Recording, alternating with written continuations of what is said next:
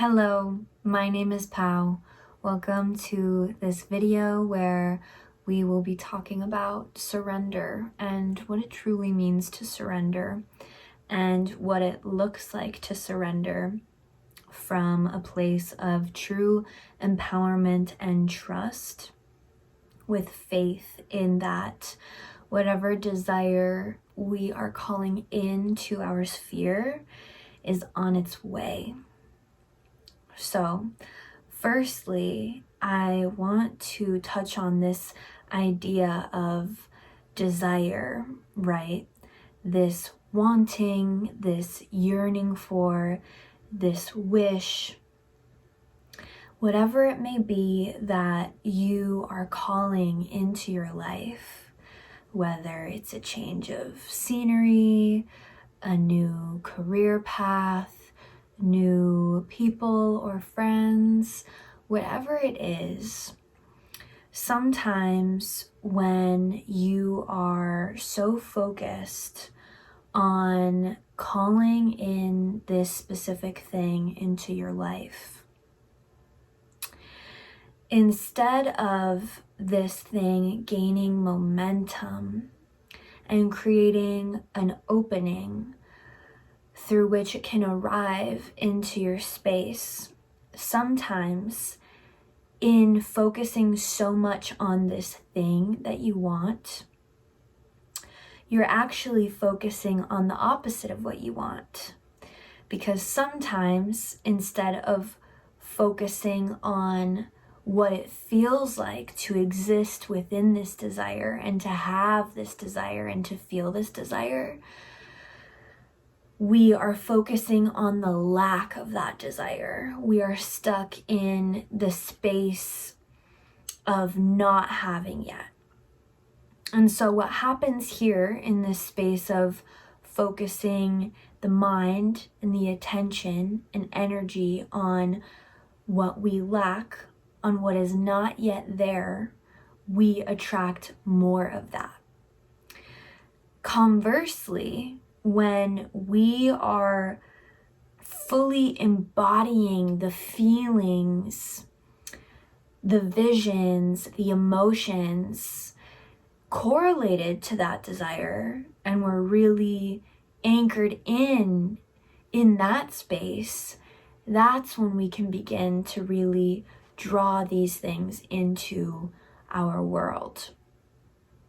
Now, something that we have all struggled with at one point or another is expectation. So desire is one thing. In its purest form, it is this glorious, beautiful, magnificent, potent energy. Desire is. And on the other hand, we have expectation, right? Within expectation exists the parameters that we create from the mind space. We create timelines, we create shoulds, we create have-tos, we create boxes, we begin to compartmentalize these desires. And the thing about desire is, I believe that desire is like a seed that is planted deep within you.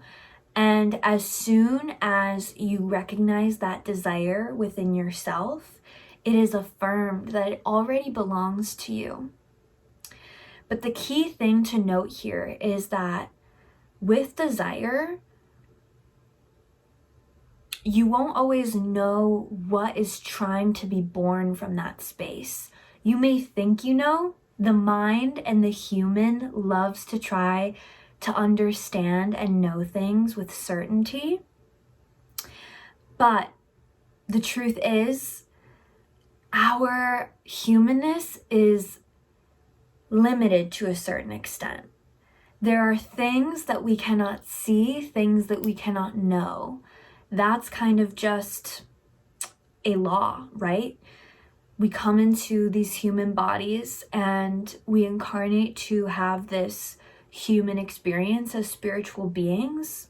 And with that comes this amnesia and this forgetting of our truth.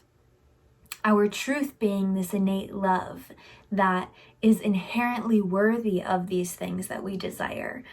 And I believe that our desires are the roadmap, are the breadcrumbs to the life of our wildest dreams. And so I believe it is wise to follow our desires and to believe in our desires. But with this, sometimes humans tend to put certain deadlines and kind of begin to mold the desire. And that's okay, because structure is necessary, right? We need something to put our focus to. We need some sort of system that allows us to consistently be in the pursuit of that desire, right? And to hold space for that desire. But here's where you become truly powerful as a creator in your own reality. It's when you accept that, yes, this desire exists within you because it belongs to you and you were made to bring about this desire in your reality. And you don't know how this desire wants to manifest itself into your world. When you're acting from that space of innocence with the desire, when you give space to the desire and when you say, yes, okay, I see you, desire, I honor you, I acknowledge you, and I agree to work with you to create more of you. That's a powerful space to be. But it's when we begin to put conditions on the desire. For example, if you want something to happen in the next 3 months, or if you want something to happen in a very specific way, you are closing doors. It's good to be specific. It's good to have standards. It's good to have ideas and visions for what you want to create in your reality. But the moment that you begin to get conditional with your desires is the moment that you begin to close yourself off from the infinite intelligence that you are connected to, and that you are agreeing to partner with when you say yes to your desires. So, I want to talk about being in the space of having consciously asked for your desire, taking the aligned action to bring this desire into your life, and doing the necessary healing and subconscious reprogramming and purging and allowing and praying, whatever it is that you find useful within your day-to-day to bring those desires forward into your life. After you've done all that, after you've been consistent in all of that and committed to that, there's only one thing left for you to do, and this is to surrender. And I really want to talk about what is surrender, right? Because there's a lot of talk in the law of attraction realm and spirituality where letting go is talked about very often. But what does that actually mean? So, in my experience, true surrender comes from two different spaces usually. You're either seemingly at rock bottom, right? You feel perhaps alone, out of choices, stuck up against a wall. And this kind of surrender is really powerful because you're putting your ego to the side, you're putting your fears to the side, and you're allowing something otherworldly to come in and fill that space with you, to hold you and hold your hand through that process.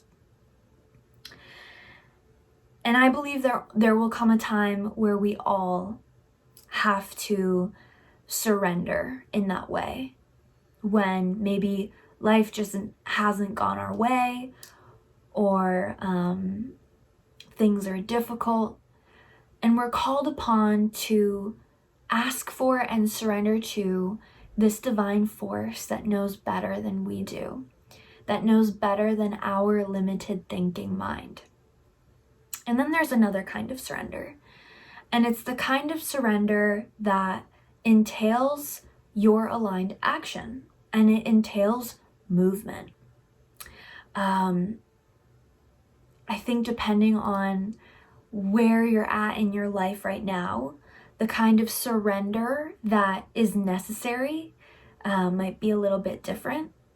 On one hand, if you're feeling totally helpless and stuck, that's kind of like an opening, right? It's a willingness to ask for help and to get out of yourself, to see beyond this limited box that perhaps you've been in. A Course in Miracles and in the book A Return to Love by Marianne Williamson states that a miracle can be simply a shift in perspective from fear to love, right? And so surrender can be this really beautiful action of whether you're getting on your hands and knees and really dropping down into the grit of this existence and asking for what you need and really allowing that to come in.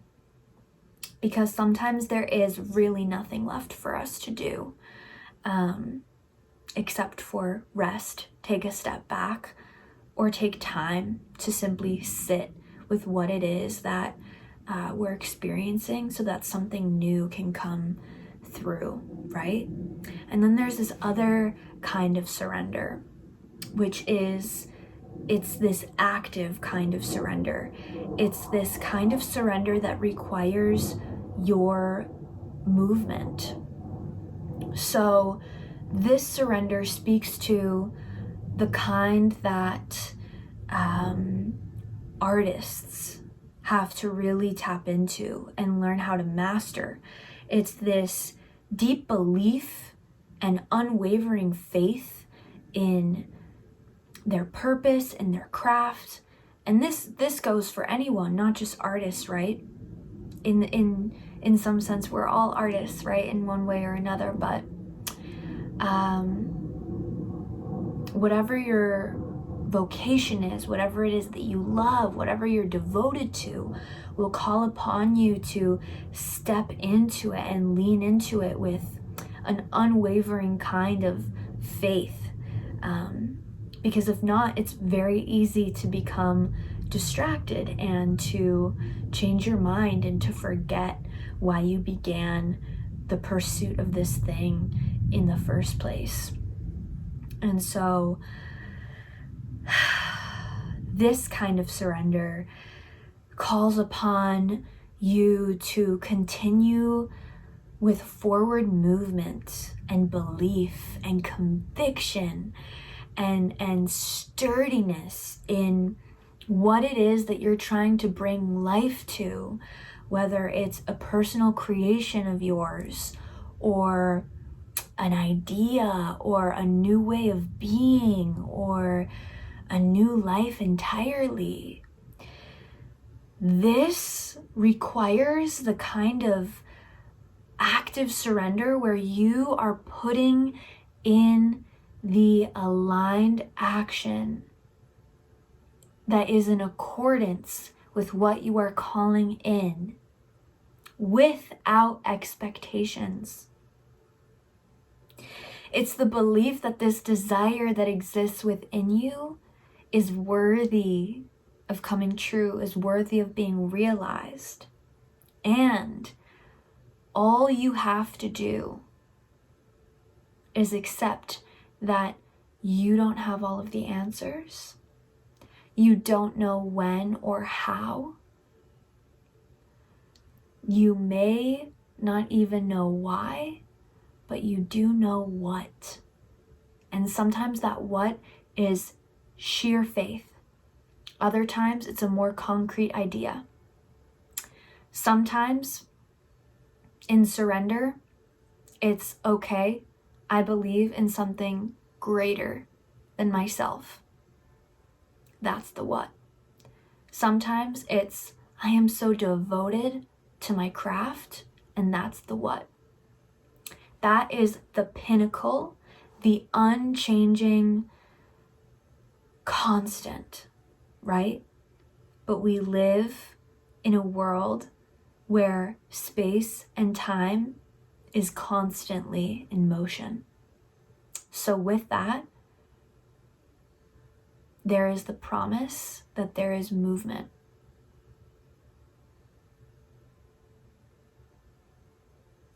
So can you trust this movement? And how can you trust this movement when you are married to the pinnacle, to the pillars, to your what? And from that space, you open your world up. You create space for people, places, miracles, blessings, and unexpected ways of the universe to bring this desire forward. Sometimes the desire itself is simply a breadcrumb. You don't know what that breadcrumb is leading to. Your job is the process. The outcome is not your job. So, that is all that I have today on the topic of surrender and active surrender and faith. And I hope that this brought some illumination to whatever it is that you are in the midst of creating. And I always say the Creator created creation to create creations of the Creator through creation itself. So trust and know in that you are a divine creator and your desires already belong to you. Sometimes you just have to get out of your own way. The mind is incredibly good at making us to believe that we have all of the answers, but it's in accepting that we don't where we really step into our power and we really create more room for those desires to become beautiful flowers in our reality. Thank you so much for watching and for being here. Leave a comment. Let me know what this brought up for you, what it illuminated, and I'd love to hear about what you're creating right now. Thanks for watching. I'll see you next time.